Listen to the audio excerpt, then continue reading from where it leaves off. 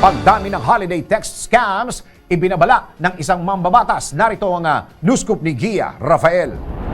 Nagbabala sa publiko ang isang mambabatas hinggil sa dumaraming text scams ngayong papalapit ang holiday season.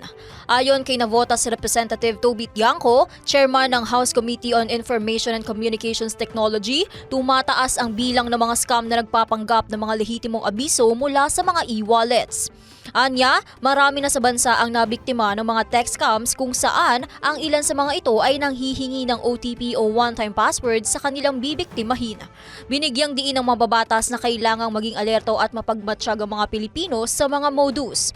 Mas mainam niya na huwag i-click ang mga link na natatanggap mula sa mga text messages at iwasang ibahagi ang mahahalagang impormasyon sa inyong mga cellphone. Hinimok naman ni Congressman Tiangco ang DICT na patuloy na palakasin ang mga hakbang laban sa mga scammer lalo't papalapit ang Christmas season. At yan ang News Scoop. Ako si Gia Rafael, nagbabalita ng tama, naglilingkod ng tama.